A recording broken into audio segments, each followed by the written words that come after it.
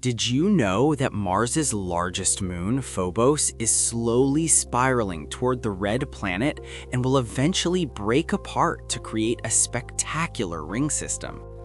Unlike our moon, which drifts away from Earth, Phobos moves closer to Mars every single year, and in just 20 to 40 million years, it will be torn to shreds by gravitational forces.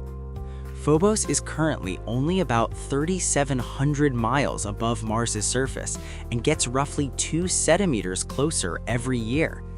Unlike other moons held together by solid rock, Phobos is a rubble pile, a loosely bound collection of fractured rocks and dust with almost no internal strength.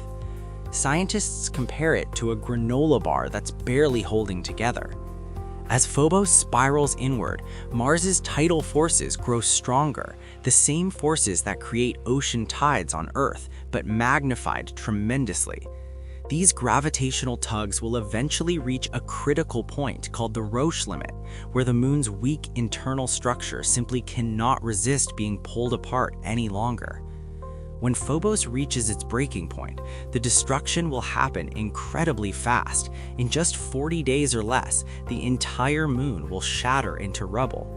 The fragments will spread into orbit around Mars, forming a ring system that could rival Saturn's rings in initial density, though it will be dark and dusty rather than bright and icy. And here's the craziest part. This Martian ring system won't last forever.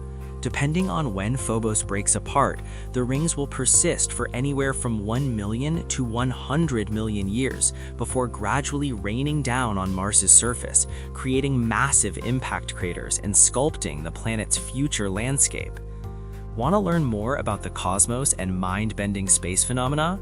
Visit Sikho.ai for more fascinating discoveries about our universe.